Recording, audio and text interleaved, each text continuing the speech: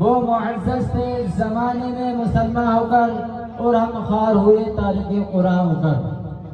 میرے محترم بزرگوں دوستوں، آج میرے گفتگو کا موضوع مسلمانوں کی تباہی اور اس کا علاج ہے۔ آئیے اس موضوع کے تحت ہم اپنی شاندار ماضی پر ایک نظر ڈال کر مستقبل کی تعمیر و ترقی کے سامان تلاش کریں۔ قرآن کریم میں رب ذوالجلال کا ارشاد ہے وَأَنْتُمُ الْأَعْلَوْنَ إِن كُنتُم مُؤْمِنِينَ، تم ہی سر بلند ہوگے اگر تم مومن ہو۔ یہ ارشاد باری ہماری پوری تاریخ کا اختصار ہے اور اسی میں ہماری ترقی کا راز مضمر ہے۔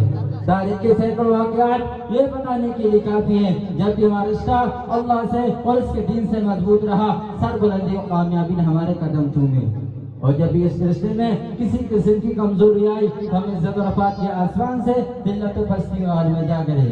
تاریخ ہمارے سامنے جنگ بدر کی مثال پیش کرتی ہے کہ جنگ بدر میں جو کامیابی ہوئی وہ صرف اس رشتے کی مضبوطی کی بنیاد پر ہوئی، ورنہ اگر کامیابی ہوتی تو کفار مکہ کو ہوتی، کیونکہ کفار مکہ تقریباً 1000 تھے اور بڑے جوش و خروش کے ساتھ تھے۔ ان کے پاس 700 اونٹ، 200 گھوڑے، یہ سب کے پاس تلواریں اور دیگر جنگی ہتھیار موجود تھے۔ ادھر ابو جہل، عتبہ، شعبہ، ولید، حنظلہ، عبید، امیہ بن خلف، نضر بن حارث، عبد المطلب جیسے شجاعت کے پیکر اور آزمودہ کار تھے، اور ادھر بیچارے مسلمان بے سر و سامان، کل تعداد 313، سواری کے لیے کل 2 گھوڑے اور 70 اونٹ ہیں، ایک پر 3 4 آدمی سوار ہیں اور بعض پیدل ہی سفر کر رہے ہیں۔ کسی کے پاس نیزہ اور کمان ہے تو تلوار نہیں، اور کسی کے پاس تلوار ہے تو نیزہ اور کمان نہیں۔ میرے محترم دوستوں، جب مقام بدر پر پہنچتے ہیں دیکھتے ہیں کفار مکہ بلند مقام پر خیمہ زن ہو چکے ہیں جہاں پانی کی بھی پناہ بانی ہے۔ بیچارے مسلمانوں کو پست اور ریتیلی زمین پر خیمہ زن ہونا پڑا، ایسی جگہ پر اگر کسی کو پیاس لگے ایک گھونٹ پانی پینے کو بھی نہ ملے۔ اگر جنگ کے اندر جتنے اسباب اور جتنی چیزوں کی ضرورت پڑتی ہے وہ سب کفار مکہ کو حاضر تھی، مگر جب لڑائی شروع ہوئی تو کفار مکہ گاجر مرغی کی طرح کاٹے جاتے ہیں، اور کفار مکہ کا سب سے بڑا سردار ابو جہل 2 بچے معاذ و معاویہ کے ذریعے مارا جاتا ہے، اور حضرت عبداللہ بن مسعود رضی اللہ تعالیٰ عنہ اس کے سر کو جسم سے جدا کر دیتے ہیں۔ مسلمانوں، آپ جانتے ہیں حضرت عبداللہ بن مسعود رضی اللہ تعالیٰ عنہ کون ہے؟ یہ وہی ہے جن کو مکہ کے سین میں اس ابو جہل نے مارتے مارتے بے ہوش کر دیا تھا۔ آج میدان جنگ کے اندر وہی عبداللہ مسعود رضی اللہ تعالیٰ عنہ ابو جہل کا سر قلم کر دیتے ہیں۔ امیہ بن خلف ابو جہل کے بعد کفار مکہ کا سب سے بڑا سردار سمجھا جاتا تھا، لیکن اپنے ساتھیوں کو اس طرح دیکھ کر گھبرایا اور میدان جنگ چھوڑ کر مکہ کی طرف بھاگ پڑا، اور حضرت بلال حبشی رضی اللہ تعالیٰ عنہ اس کے پیچھے بھاگے اور قریب پہنچ گئے۔ امیہ بن خلف گھبرا کر گھوڑے سے نیچے گر جاتا ہے، پیٹ کے بل لیٹ جاتا ہے، شور مچاتا ہے، معافی مانگتا ہے، امن چاہتا ہے، لیکن بلال حبشی رضی اللہ تعالیٰ عنہ اس کے پیٹ پر نیچے سے تلوار چلا دیتے ہیں اور اس کو جہنم نصیب کر دیتے ہیں۔ اسلام کے نوجوانوں، آپ جانتے ہیں حضرت بلال حبشی رضی اللہ تعالیٰ عنہ کون ہیں؟ یہ اسی امیہ بن خلف کے غلام ہے۔ جب اسلام قبول کیا تو امیہ بن خلف مکہ کے اندر دوپہر کے وقت تپتی ہوئی ریت پر لٹا کر پتھر کی بڑی بڑی چٹانیں رکھ دیتا تاکہ یہ حرکت نہ کر سکے۔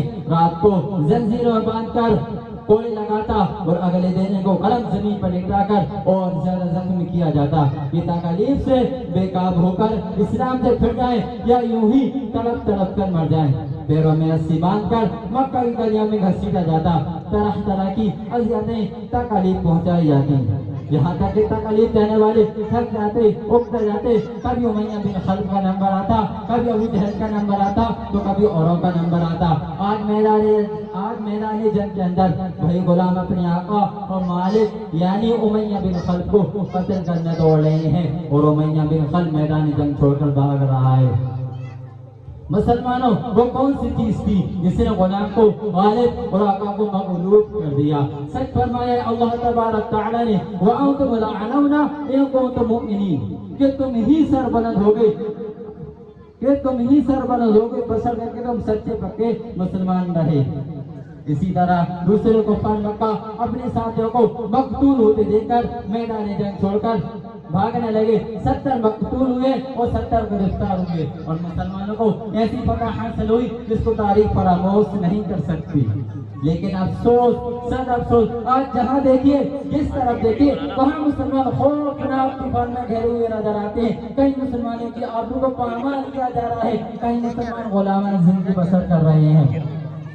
حضرات، آج ہم اور تم اندلس کو نہیں جانتے، حالانکہ اندلس ایک وقت میں مسلمان سب سے بڑی طاقت اور حکومت تھی، پوری دنیا میں شان و شوکت کی شہرت تھی، وہاں تقریباً 750 سال مسلمانوں کو حکومت رہی۔ آج وہاں کی حالت ہے کہ ایک مسلمان بھی نام لینے کو نظر نہیں آتا۔ مسلمانوں کے اوپر تباہی سرائی کے نہ صرف مسلمانوں کو بے گھر کیا گیا بلکہ مسلمانوں کا قتل عام ہوا، عزت و آبرو کو پامال کیا گیا، ہزاروں مسلمانوں کو اپنا مذہب چھوڑنے پر مجبور کیا گیا، زندہ مسلمانوں کو آگ میں جلایا گیا، زندہ مسلمانوں کو زمین کے اندر دفن کیا گیا۔ وجہ یہ ہے کہ آج وہاں کوئی کلمہ پڑھنے والا نظر نہیں آتا۔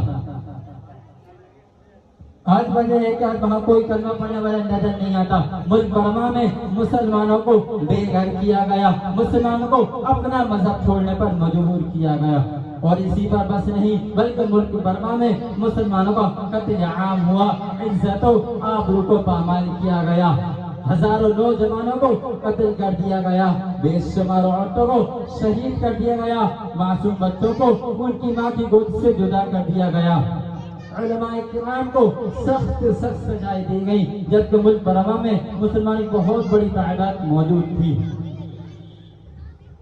ملک برما مسلمانوں کی بہت بڑی تعداد موجود تھی۔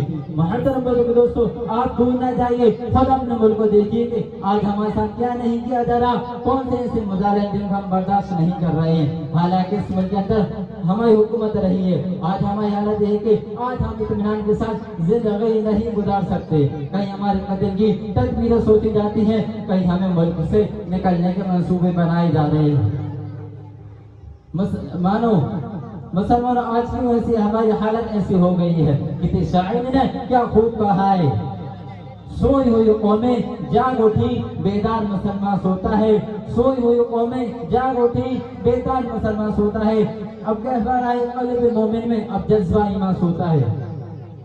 امت مسلمان کا دھڑکتے دلوں آج پوری دنیا میں وحشت و ورعیت کی جگہ بنی ہے، حالانکہ ایک زمانہ تھا کہ ہمیں دنیا کی ہر چیز سونپی گئی تھی، جس طرف قدم بڑھتے تھے بڑھتے اور پھیلتے چلے آتے تھے، بادل کی طاقت قوت ہماری راہ میں حائل نہیں ہو سکتی تھی۔ اسلام کے پاسداروں، اسلام نے بہت بڑا مقام عطا فرمایا، مگر افسوس ہم نے صرف قدر نہ کی اور اپنے اصل مقام سے ہٹ گئے۔ مسلمان سمجھو اور ہوشیار ہو جاؤ، ورنہ اپنی لاپرواہی بے توجہی کا عالم رہا تو یاد رکھنا ایک وقت ایسا آئے گا ہماری باعظمت اور سربلند تاریخ مخلوق تاریخ میں منتقل ہو کر دنیا کے تمام تاریخوں سے نظر آئے گی۔ آج ہمیں سمجھنا چاہیے اور غور و فکر کرنا چاہیے، ہماری طرف تباہی بربادی کے ہاتھ بڑھ رہے ہیں، جو روز دفعہ ظلم ستم کے پہاڑ ٹوٹے جا رہے ہیں، شکنجوں میں دبانے کی کوشش کی جا رہی ہے۔